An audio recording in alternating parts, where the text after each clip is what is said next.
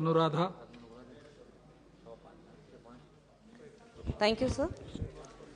Sir, the bill seeks to amend the Constitution Order 1950 to modify the list of scheduled tribes in relation to the state of Karnataka to include the Beta Kuruba community as a synonym of Kadu Kuruba in entry 16 in the list of scheduled tribes of Karnataka as requested by the state. I would like to thank the Honorable Chair for allowing me to speak on this bill and support on behalf of my party.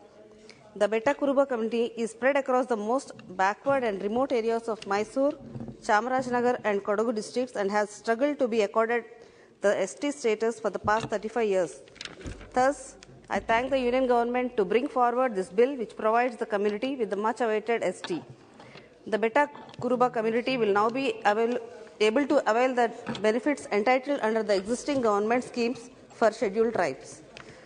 Sir, the Beta Kuruba community is largely a forest-dwelling tribe engaged in hunting and collecting forest produce. However, the collection of forest products is seasonal and thus they have no work in other periods, leading to low economic stability and even poverty.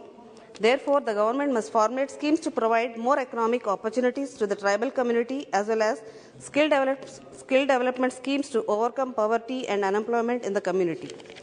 Sir, when it comes to education, tribals struggle with the lack of transportation to their inhabited areas, making it difficult to access basic facilities such as education. Hence, it is hard for tribal children to go to school. This has also contributed to the high literacy rates within tribal communities. There is further problem with the functioning of the tribal ashram schools in the state. There is a high dropout rate at these schools and even those who reach SSLC are unable to read or write properly as per findings. One of the factors responsible for the high dropout rate is the medium of instruction. For the tribals, English or even the state language, Kannada is alien, and hence it is important to develop modules and lessons to impart lessons in their respective mother tongues. The government must also conduct programs to eradicate illiteracy and provide proper guidance to these children to broaden their opportunities.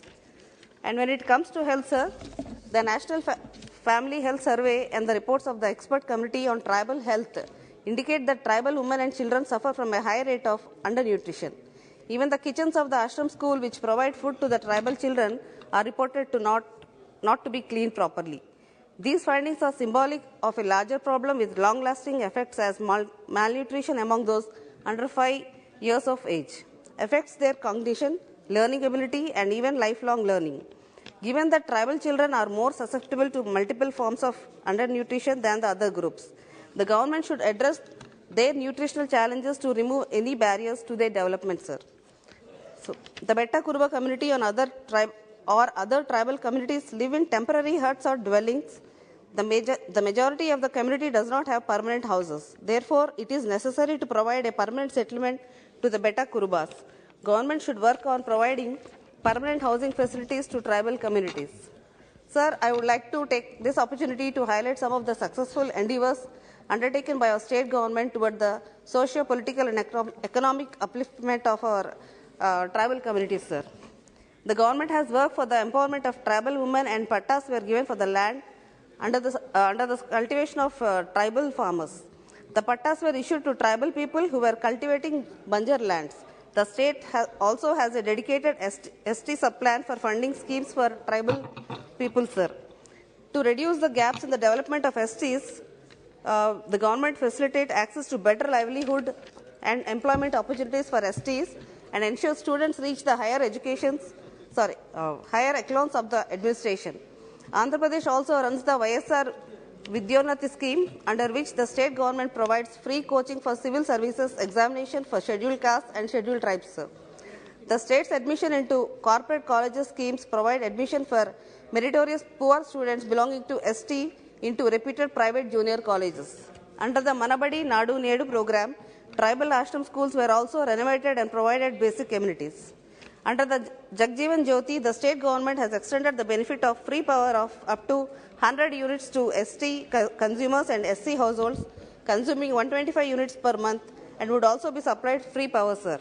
The scheme has benefited thousands of ST consumers. Therefore, Andhra undertakes a lot of welfare measures to uplift its tribal community.